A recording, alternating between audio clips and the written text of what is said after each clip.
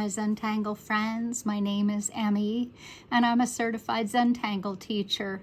I'm thrilled to be with you here today. I'm so glad you're checking in, and we are just building some wonderful habits, aren't we? Drawing together every day. This challenge is giving us a new way to look at fragments and reticula. And the reticula we're using today is in a circle, or I like to say an orb, and so does Zentangle World. That's Zentangle speak, actually. The pattern is called Schaelle or Schaelle, and it is based, as it says, on a Swiss card game. Well, that's something I haven't had familiarity with, but I think we still got this. So let's get started with our fragment today. Today I have already drawn a big size orb, and we're going to create this pattern exactly as Sonja has designed it. And what I'm going to do is draw a line that has a bit of an orb, or a bit of a cutout, so it's a lazy kind of a C in my opinion. And then I'm going to take a little minute and do an aura along this. And I'm going to kind of lift my pen as I go.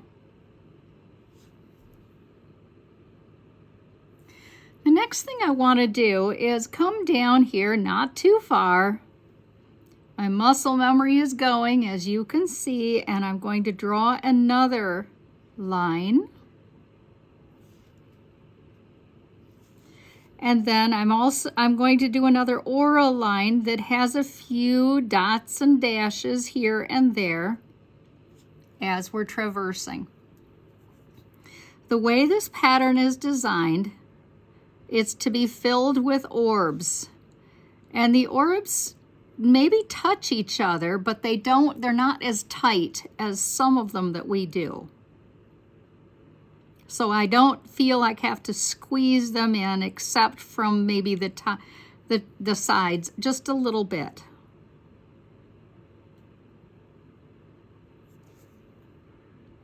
It's your chance to practice. How do you like to draw your orbs? Do you like to draw them tight to the top and the bottom? And you see I've got room for an extra one going each direction. So Sonja suggests that we would like to darken behind our orbs. If we're following her pattern, which we are. And this is a great chance for us to smooth out any of our wiggly lines or something that we're not particularly happy about. Very easy to do when we're just hand drawing like we are.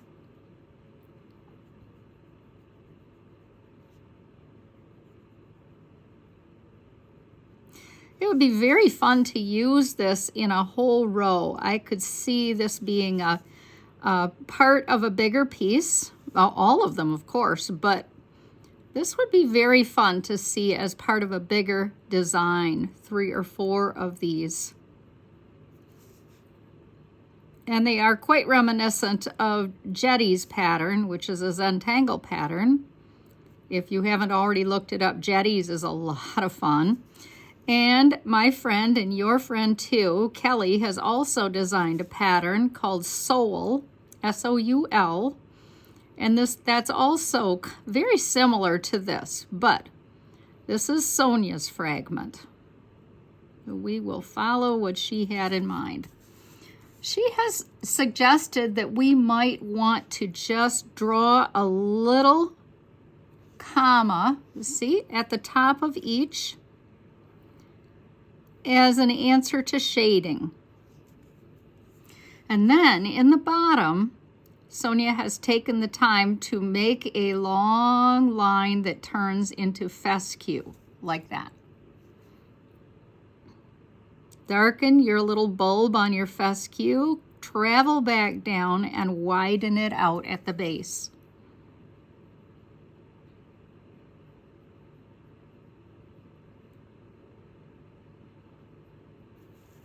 If you want, you can, I oftentimes like to just leave my pencil alone as it is, But let's go ahead and shade this. And I think I'd like to shade it with my blue chalk today. So I had it handy, sharpened it up, and got it ready for our fun activity.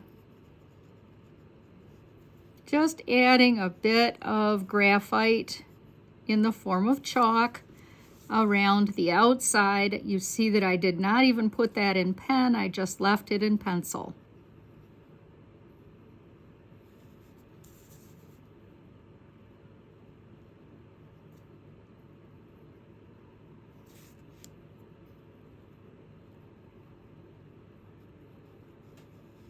Very nice challenge to yourself. Okay, so I'm gonna little bit of shade down this one side, not too tight, and a little bit of shade here too. So let's just remember I had a dedicated blender stump so that I wouldn't get blue on some place I didn't want blue. And let's do the smudge. Spread that out. Push it into the paper fibers.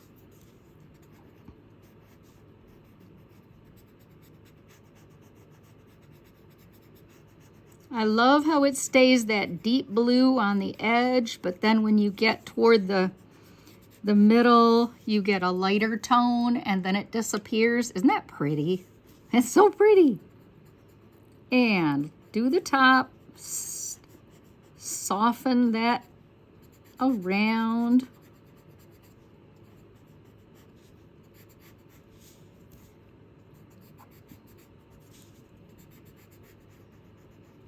Isn't that fun?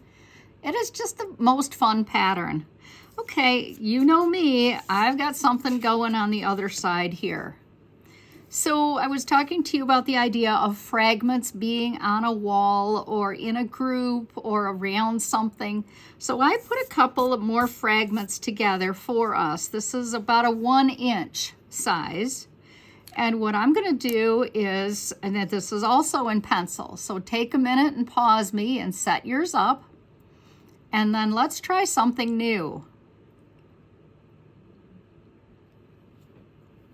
Okay. So I'm going to follow along with that first line and cut a giant C shape. Aura, kind of in a dot-to-dot fashion, and then put another aura, and on the outside, dot dash again. And this time, I'm going to work on what Sonja had in mind, but my own version of my own fragment. And you see what I'm doing? I'm just making, this is actually a zentangle pattern called Ta, and I am just making these little humps instead of circles. It just inspired me to try something a little different with her pattern. And these are definitely keepsakes, aren't they?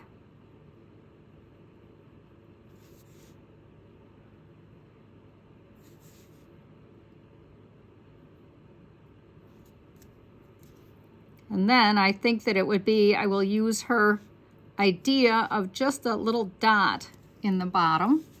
And then, remember, she's got this coming up from here.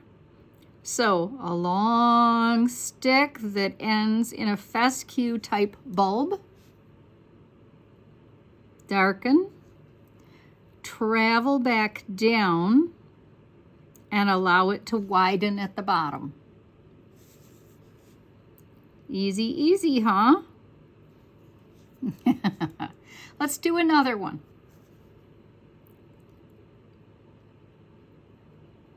Make a wide C and aura it.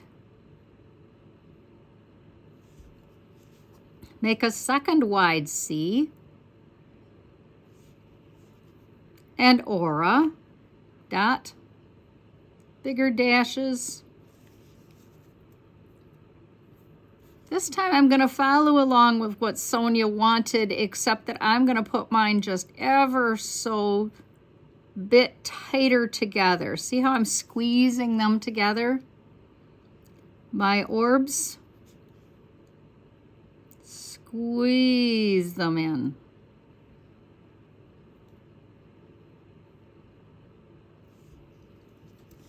And darken behind.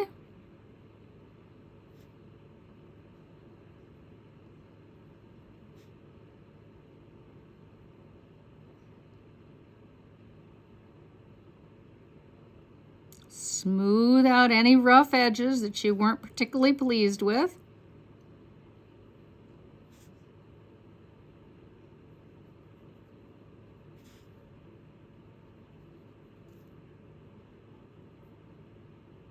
Yeah, and let's do that starting at the bottom. Travel up and put a little darkening in your bulb. Bring it on, travel back down and widen at the base. This is in pencil, so you can do what you like with it. You can do this, you can darken it or add some shading at this point. And I added blue to the other side, so I'm just going to add regular, my soft Zentangle pencil, which you may have heard is just about the same as our Ticonderogas, but I have heard otherwise, that it is just a little tiny bit softer. Either way, I know it works just fine for what I have in mind here.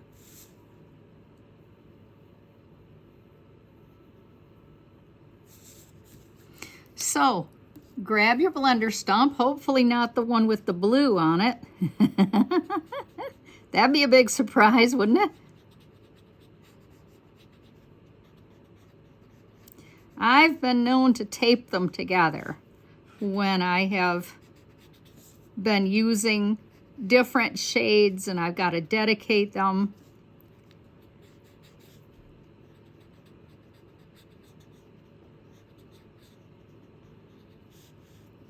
Okay, let's go over and grab our project that we're doing together. I have one here that's a little bit, for some reason, smaller, and I think that's just perfect for this. Actually, I'm going to work with this one. So I'm going to come along and make a giant C cutout. And then I'm going to do a bit of a dot and dash. Make a second C cutout. Make another dot and dash.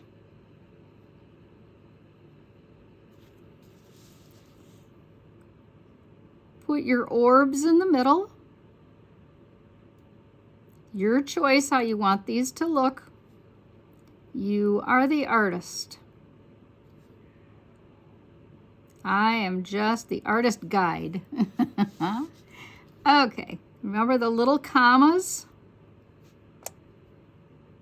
Can't, not room for that one. And then here, come up, around,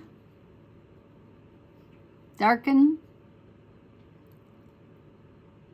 and back down.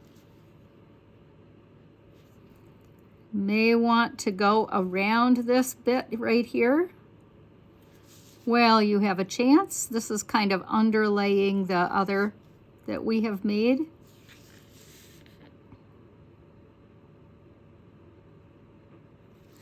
Now, I had a thought that you might like, and I thought that maybe I would do a couple of the larger ones that we have.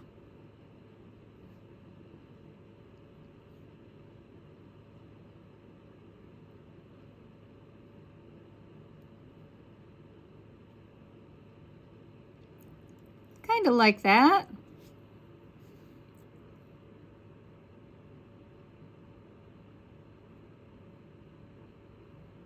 We have these right in our piece. You might like to do a couple more, or you might want to save a couple, but we have plenty scattered around. You could just do a few.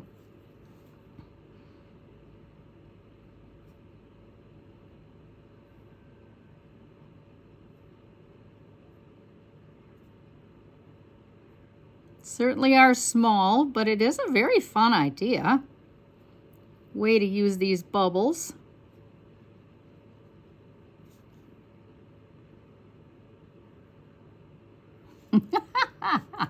And I may do a couple more along the way too.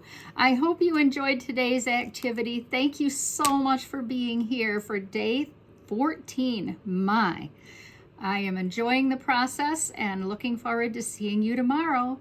Bye.